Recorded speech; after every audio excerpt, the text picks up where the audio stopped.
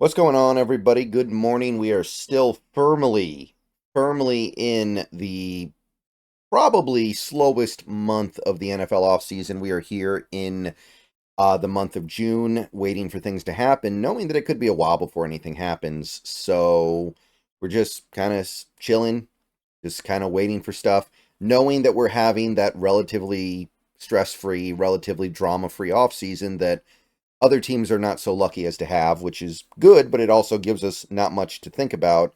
So we look towards the future and we look towards the past because the present isn't so interesting.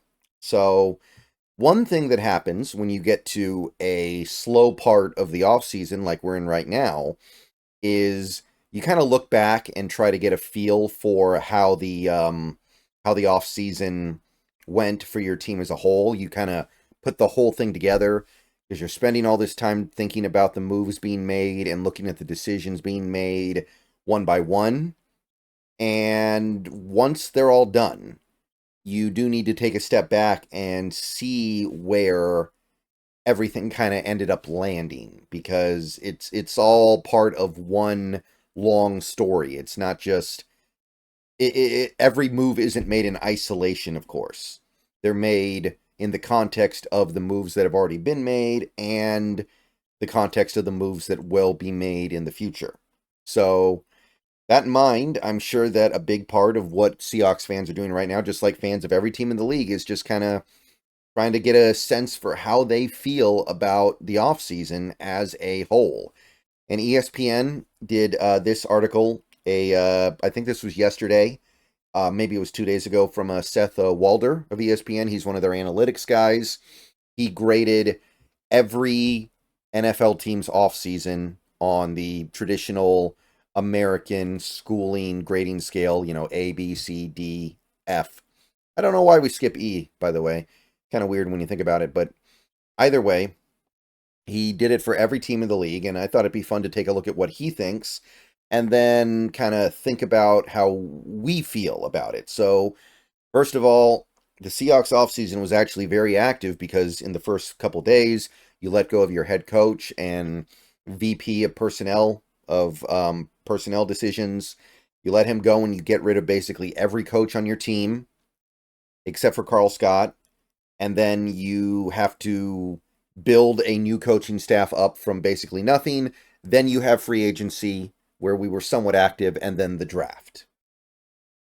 So it was quite a bit. There was quite a bit going on there. We had more going on this offseason than most teams because of the coach stuff. So for what Seth thinks, let's go ahead and scroll through the early parts of this article. He ranks it in order from best to worst in his estimation. So his favorite offseason was the Eagles. By the way, I'm not going to spend too much time on non-Seahawks teams because it doesn't matter to us. The Philadelphia Eagles get an A, and the move they made that he didn't like was one of their biggest moves, the Saquon signing. That's kind of weird to me. I don't see how you could give them an A if you didn't like the Saquon Barkley signing, because that was such a big part of what they did their off season. But it doesn't really matter to me. And then they got the Chiefs, they got the Chargers, they got the Dolphins, they got the Patriots at A-. They got the Bears, they got the Browns, they got the Colts, they got the Jets, B pluses. By the way, when the teams have the same grade, he just puts them in alphabetical order.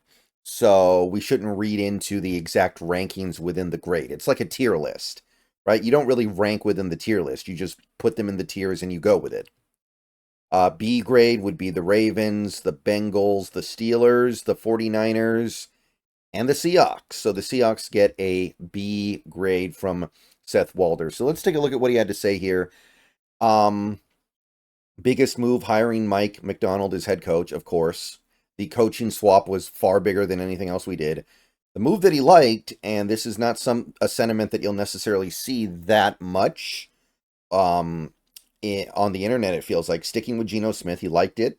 He thought that was our best move of the significant moves we made, I guess.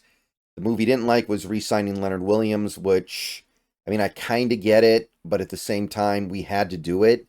And a year from now, that contract is not even going to really stand out that much, right? It's just going to be like, oh, it's another contract given to a really good defensive lineman. This is what this stuff costs now. So he likes the McDonald hire. That's what he says in this paragraph here. And they stick with Geno Smith. He says that it is the correct choice, which obviously I agree with. Now, he does say that he's not a long-term solution, which, I mean, I guess technically that's true. At the same time, I wonder how he would feel about, like, the idea of Geno Smith as a stopgap versus him as a short-term franchise quarterback. That's where I think a lot of people tend to split on the Geno Smith discussion. Yeah, he doesn't like the Williams deal because we're right up against the salary cap now because of it. And he thinks we overpaid him. And the Byron Murphy draft pick made it a bad signing. I can't really agree with that. I see where it comes from. I totally see where it comes from. But I don't think you can make that trade and not give him a contract. And I don't think you would be able to get him if you didn't trade for him. I don't think you could sign him out of free agency clean. I think that he probably goes somewhere else. And then they mention a couple other things that we did. He doesn't really offer any kind of an opinion on what we did. He just is like, okay, that happened, that happened, that happened, that happened, that happened. Okay. So he likes it. He likes the offseason that we had. It's a B. Now, I'm looking back at the offseason that the Seahawks have had. And I'm thinking about the fact that we did flush the head coaching, well, not head coaching, the coaching room. Basically, every coach got out of here. And we brought in guys like Mike McDonald, who I'm pretty into. I think he's going to be really good. They brought in Ryan Grubb, who has the potential to go wrong. Obviously, right? There's a real risk in Ryan Grubb. And even if he ends up being good, it could take a year before we find out if he's going to be any good. But it's the right kind of risk. It's not, oh, let's just go hire some boring, I don't know, let's just go get somebody like what's the guy's name? Greg Roman, like somebody like that. That would have been a risk of the kind that I wouldn't have been into. At least Ryan Grubb is like you're swinging for the fences. Greg Roman would have been like you're trying to get a bunt single or something. Sorry for those of you who don't like baseball, but if you do, you probably know what I'm talking about. A lot of the assistants you brought in seem like they're going to be pretty good. I'm not going to speculate too much on that, but the assistant hiring process seemed pretty good. And you guys know I wanted Pete to go. I didn't think that Pete had the juice anymore. I didn't think that Pete had the sauce anymore, at least not at the level that we need to get to where we want to go. So obviously that's something that Seth is not really going into too much in this article. He says that predicting coaching performance is tricky, and he usually avoids it in the paragraph that he wrote about it. But he did admit that he liked the McDonald hire. So that's a great way to start the offseason. We keep Geno. We keep Leonard Williams, which I'm not going to say I love what we did with the Leonard Williams thing. We gave him a lot of money. We gave him more money than I wanted to, more money than I thought we would have to. But at the same time, I think that it was something that you needed to do, and I don't think it's bad. I just kind of feel like it is, right? It's not good. It's not bad. It's just something that you do. I liked decent chunk of stuff in the off season. Some of it kind of could go one way or the other. Like, I don't know about the Noah Fant thing. I don't know. We're going to have to see. I can definitely see it working, but it's going to have to get better for it to be worth it. And then you get to the linebacker stuff that we did, where I like the idea of signing short-term, 1-year, relatively cheap linebackers like we did. So far, it's not working out great because those guys aren't healthy, but I like the idea of going cheap at that position. I like the idea of going at least somewhat cheap at the safety position.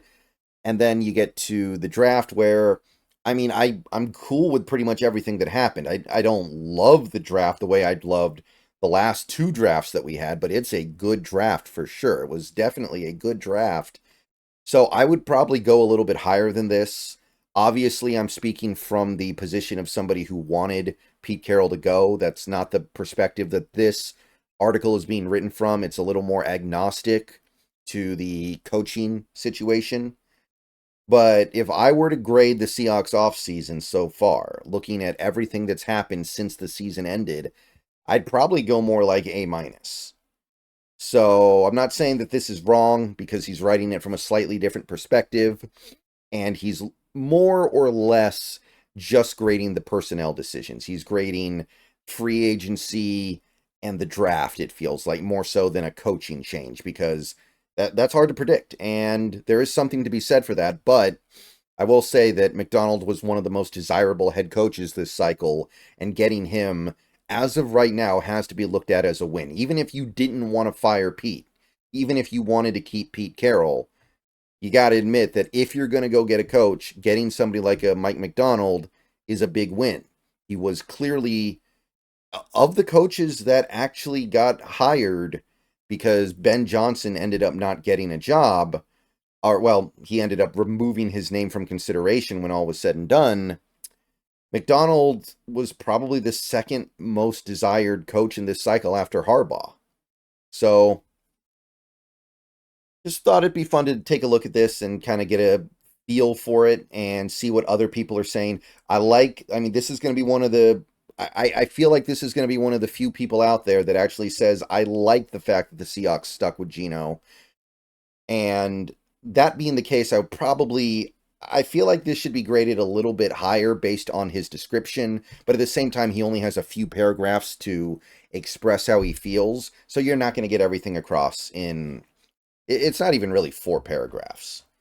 So yeah, that's what Seth has to say about our offseason. How do you feel about it as a whole? How would you grade the Seahawks offseason as a whole, going from right after the season ends, firing Pete Carroll and getting all the coaches out, to the personnel and draft decisions being made after? All right, see you guys later.